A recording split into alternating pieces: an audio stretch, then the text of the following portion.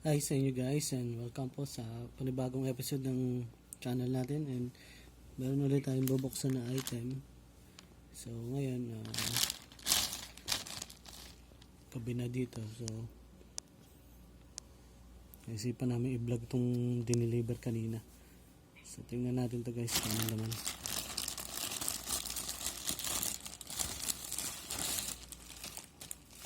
So nakabubble wrap siya.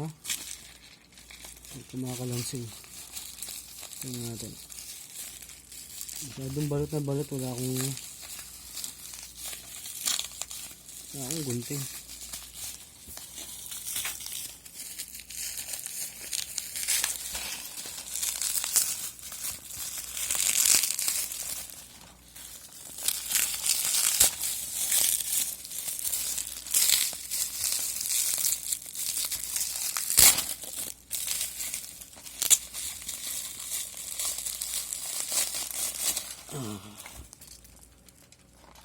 So, ang pangalan niya is Spider Battle.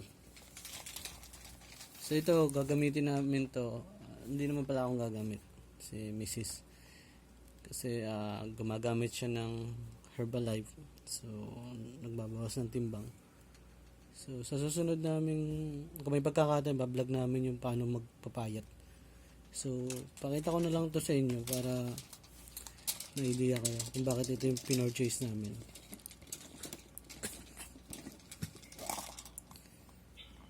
So okay yung kanya, malaking butas ng takip niya, matibay naman. So kaya siya may spring dito. Ito pala, pakita mo na sa inyo guys. Ayan. Lagayan niya ng mga tablet o ng mga multivitamins na nasa package ng Herbalife sa diet program nila. So, sa susunod, ituro namin sa inyo kung paano magpapayat and kung saan nakakabili. Out of stock lang kasi yung binibila namin sa Herbalife, so we decided na bumili talaga naman. So meron pa rin siya dito parang pinakamaliit na baso. Yan. Kasi ito pwedeng gamitin pang travel. Yan, meron pa siya dito. Meron pa siya, tatlo yan. Ito yung tsura niyan. Lalagay nyo dito yung shake, yung powder, yung cold water. Then ito, makakatulong ito para lalong yung powder madurog. Kaya may ito siya. Ganito. Yan.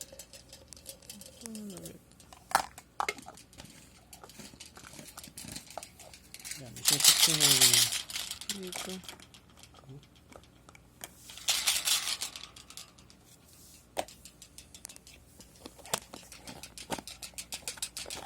Ayun, ganyan ba siya. Shake ng ganyan. Maganda gamitin siya kapag magta-travel. Kasi pwede kang ilagay dito sa ilalim yung vitamins mo. Kumbaga multi-purpose na siya, multifunctional na siya. Ayan. Ayan. So, i-shake mo siya.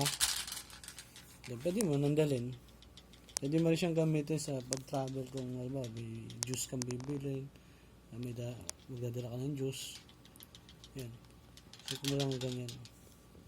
Tapos pag-iinumin mo na yung tablet mo, yung vitamins mo, kunin mo lang dito.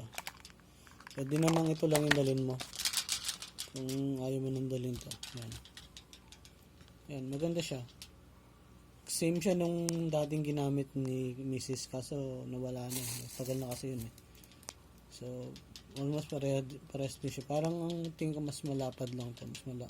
Mas malaki lang. So yan, may mga sukat na rin yan. Kung ilang ml. Kung ilang ounce mo.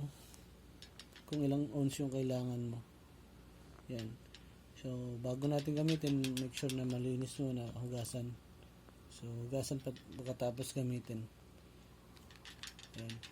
So, may mga hinihintay lang kaming ibang flavor ng shake para ma-discuss namin sa inyo yung lahatan na. Hindi pa namin ma-icon sa inyo.